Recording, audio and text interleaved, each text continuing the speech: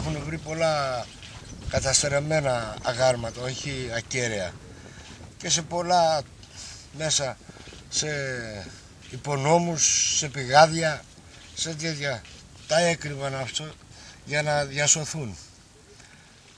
Εκεί πέρα είχαν βρει και ένα άγαλμα, το οποίο το είχαν καταστρέψει και ήταν χτισμένο απάνω σε μία μάντρα.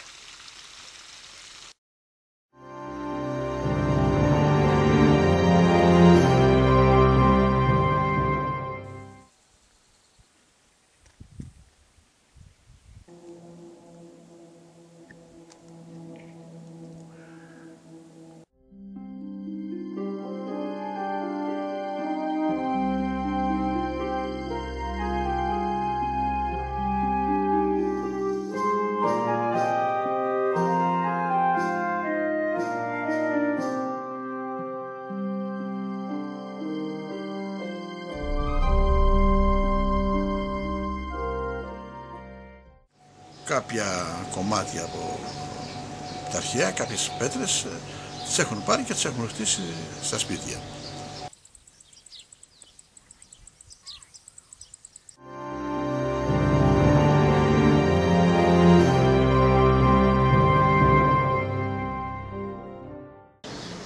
Έχει τη δέσμευση, μας έχει επάγγελτους, βλέπουμε φώτα, ανησυχούμε γενικώς με όλα τα πράγματα, με ύποπτους που περνάνε και τέτοια, γιατί είμαστε μια κλειστή κοινωνία. Γνωρίζουμε ένας τον άλλον. Και οτιδήποτε ξένο έτσι σου προκαλεί έτσι την περιέργεια, την εντύπωση.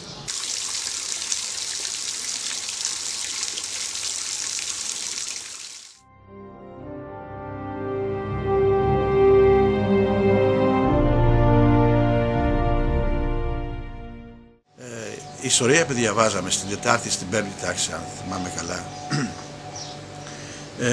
μας διδάσκανε για την αρχαία Ολυμπία, για την Ακρόπολη, για τους Δελφούς, για κάποιους αρχαιολογικούς χώρους. Έχουν γίνει αρκετές προσπάθειες να γράψει για την αρχαία Μεσίνη, που ακόμα δεν γράφει για την αρχαία Μεσίνη. Δηλαδή σκεφτείτε, ύστερα από 60 χρόνια, ακόμη δεν γράφει για την αρχαία Μεσίνη η ιστορία που πάμε στο σχολείο. Εμείς μας μαθαίνουν αυτά που θέλουν αυτοί. Τελείωσε. Αυτό δεν το συζητάμε. Ούτε και όποιος το πει και όποιος είναι αυτός. Σε μένα μαθαίνει στην ιστορία της Αλβανίας. Τελείωσε. Δεν σε μαθαίνουν ούτε παλιά ούτε καινούρια. Εγώ δεν πιστεύω, γιατί εγώ έχω τελειώσει το Λύκειο στην Αλβανία. Δεν μαθαίναμε για έξω. Λέγανε, ξέρω εγώ, η Ελλάδα, η παλιά, ξέρω εγώ, η αρχαία, αλλά όχι. Μέχρι εκεί. Δεν ξέραμε τι και πώς. Το χωριό, άμα δεις τα άλλα χωριά, είναι έρημο. Αυτό το χωριό κρατιέται καλά, δηλαδή, λόγω αυτό. Διαφορετικά δεν νομίζω να είχε μια άλλη τύχη πιο καλή, άμα δεν είχε αρχαία. Πιστεύω εγώ δεν αυτό. Άμα δεις κάτι άλλο χωριά από παραπέρα, 5 γέρες θα βλέπεις. Ενώ εδώ με τα αρχαία αυτά έχει κόσμο. Αυτό το μέρος δεν θα ερημώσει ποτέ. Έστω και 3, 5, 10 οικογένειες θα το κρατήσουν.